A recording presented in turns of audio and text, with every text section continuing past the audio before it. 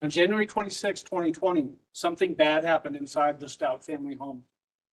Gannon suffered some burns. You'll learn this from a video recording this defendant made that night, January 26th. You'll hear her as she manipulated Gannon, putting guilt on him for some mistake that a child made. And in that recording, you'll hear Gannon say in his own words, "I'm just worried about my burns." I just don't know what to do.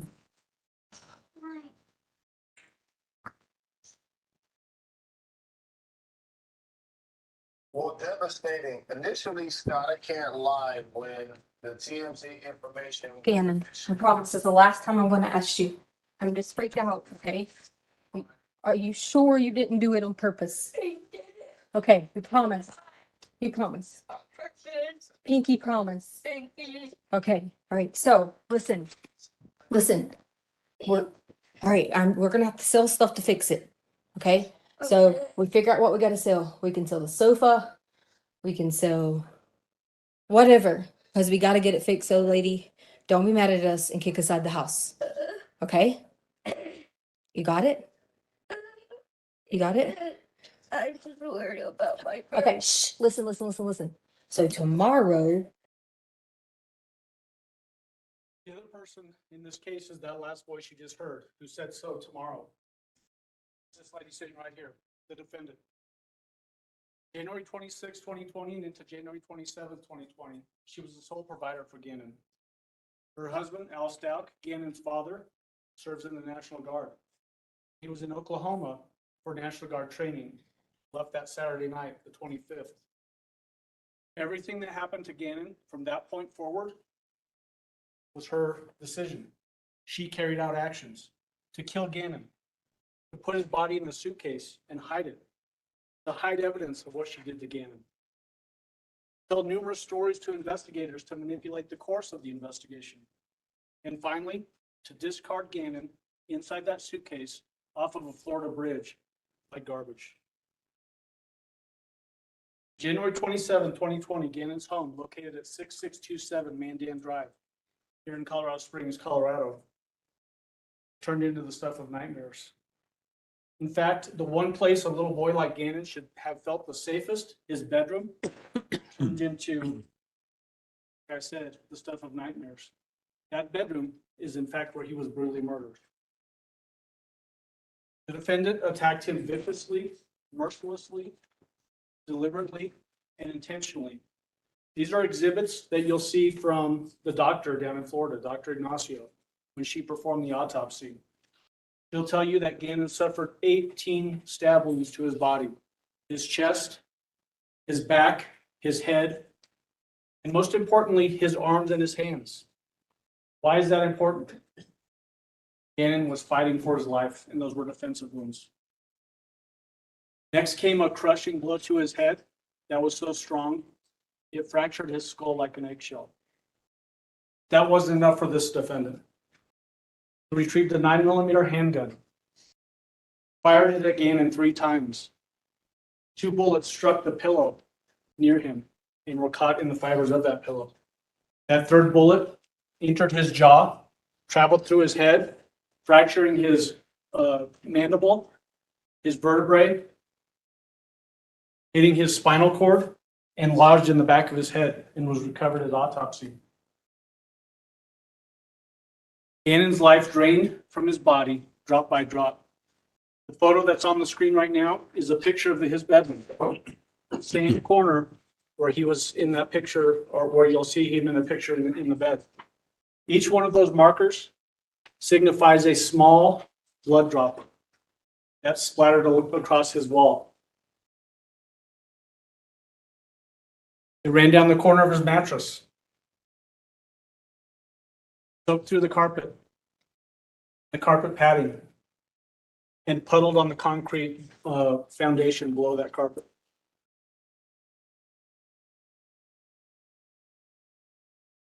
The defendant then took very deliberate action. She decided to hide her crimes from the world, and she took action to hide those crimes from the world. She collected Gannon's bloody and broken body and the blankets and pillow that were near him and shoved them into a suitcase and hid them in the storage unit in that basement. That basement storage unit is right around the corner from Gannon's bedroom. What she didn't know is that she was leaving clues behind in that storage room. That plastic tub that you see in the bottom left portion of that picture has Gannon's blood on it. There was an Amazon box in that storage room that has Gannon's blood on it. The concrete floor in that storage room had Gannon's blood on it. The defendant next decided to clean Gannon's room. Deliberately, intentionally, knowing what she was doing. She scrubbed the walls, cleaning them off. She scrubbed the carpet with scrub brushes that were later found in the dishwasher. Those scrub brushes have carpet fibers in them. They have blood on them. They have Gannon's DNA on them. This is Gannon's bedroom when members of the El Paso County Sheriff's Office first came to the house on January 27th in the evening hours. This is what it looked like. No obvious signs of a struggle.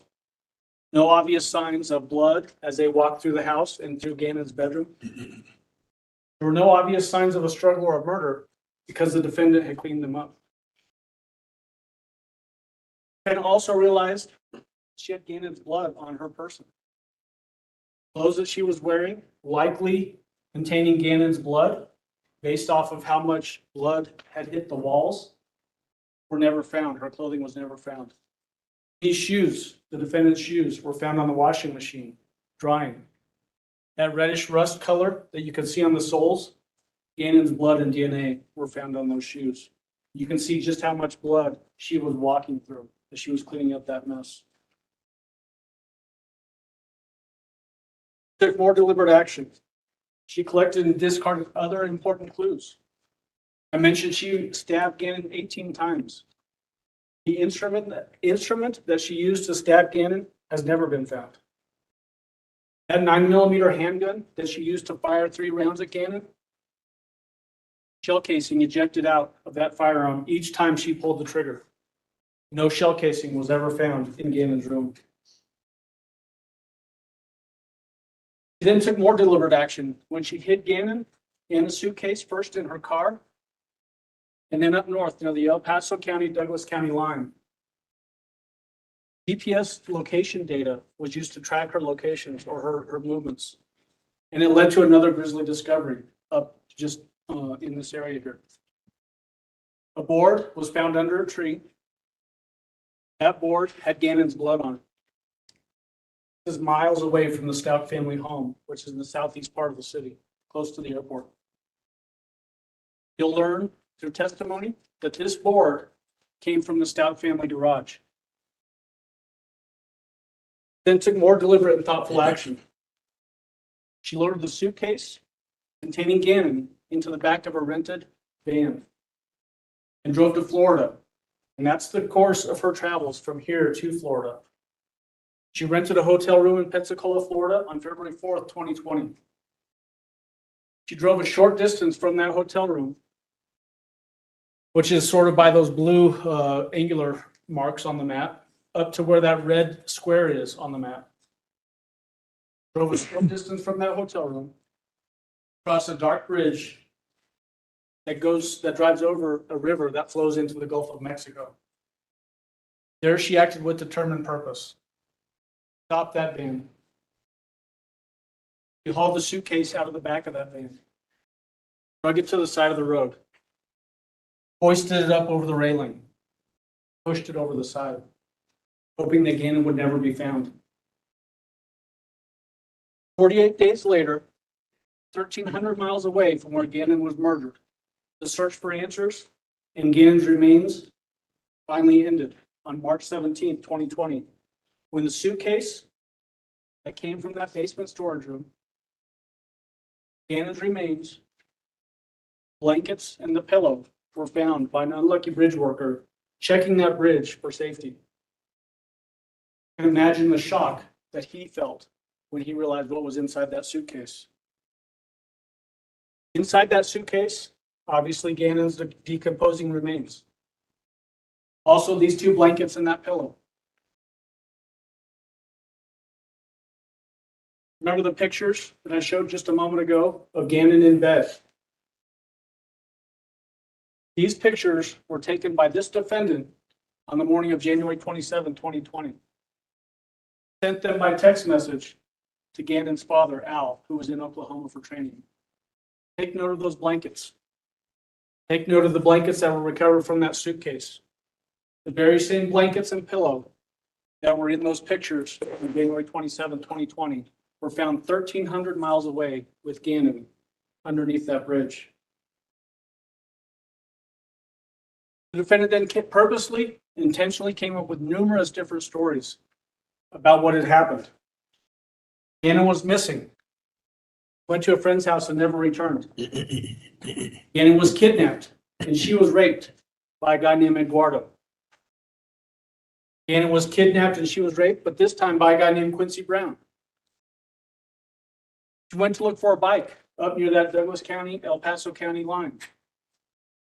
Gannon test rode that bike, crashed, and suffered a horrible head injury. And a guy named Quincy Brown takes Gannon, and now the defendant doesn't know where Gannon is. Cartels were somehow involved with Gannon's disappearance. And most cruelly, that Landon Hyatt, Gannon's mother, was involved with Gannon's disappearance. All of her actions were purposely designed by her to distance herself from what she did. Throw off investigators, buy her time, escape accountability for what she did to Gannon on January 27, 2020. At the conclusion of the evidence that we'll be presenting in this case, you'll be asked to determine whether the defendant is guilty or not guilty of the charges that we've leveled against her. You'll also be asked to determine whether she was sane or insane at the time that she killed Gannon. All of her decisions, all of her deliberate actions betray her claims of insanity. She knew that what she had done to Gannon was wrong. Why hide it? You'll hear her own voice through recorded phone calls and interviews. The evidence itself will prove her sanity. As jurors, part of your job will be to determine how much credibility, if any, you give to the witnesses. That same rule applies to expert witnesses. You'll get to hear from doctors. You'll get to hear from GPS expert witnesses. Lawyers get tongue-tied sometimes. And when they take the stand and take an oath, you get to judge whether what they are saying makes sense. Is it credible or not? And if it's not credible, you get to discard it. If it's credible, you can use it in your deliberations, but you all get to decide whether that credibility extends to that witness or not. The same will hold true for our expert witnesses and the defense expert witnesses. Get to hear from a doctor that will testify that the defendant was insane at the time of the murder of Gannon Stauch on January 27, 2020. With all expert witnesses, you should gauge what they're saying, measure it against the other evidence that you're hearing. Does it make sense or not? Like all expert witnesses, if it doesn't make sense, you can discard it.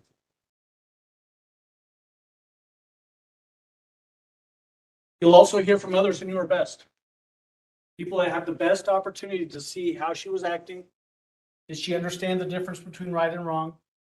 Could she form intent? People like Al Stauch, the man who was married to her. People like her brother, Dakota Lowry, who flew out here after Gannon went missing. And most importantly, her very own daughter, Harley Hunt.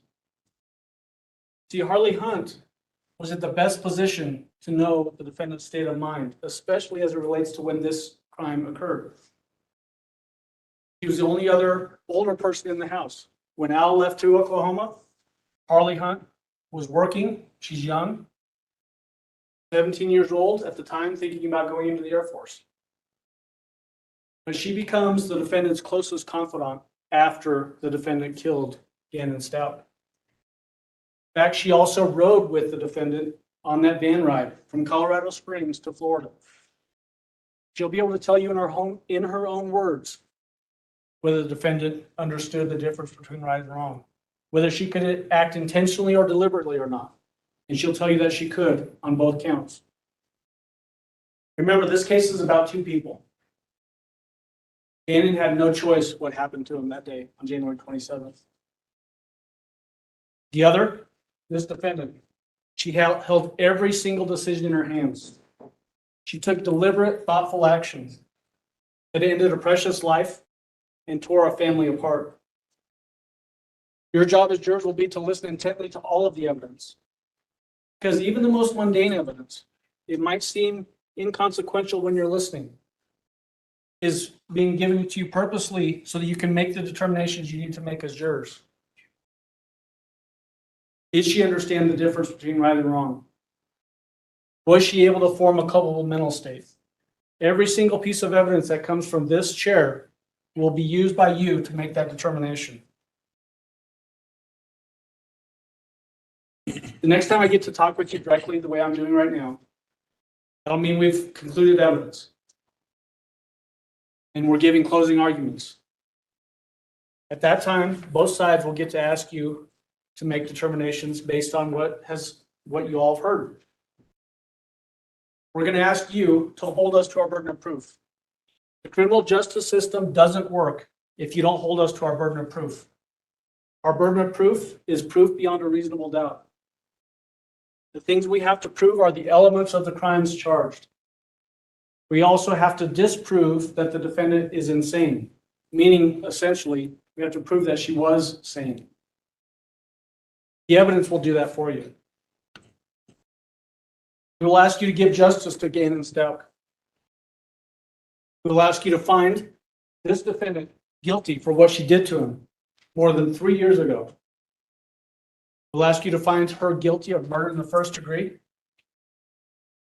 murder in the first degree of a child under 12 years of age, tampering with a deceased human body for taking Gannon's body from that scene and transporting it across the country, and tampering with physical evidence. We'll ask you to convict her on each and every one of those charges, and the evidence will guide you towards those convictions. On January 27, 2020, 6:55 p.m., the defendant herself called 911. She called 911 to report that Gannon was missing and not come home.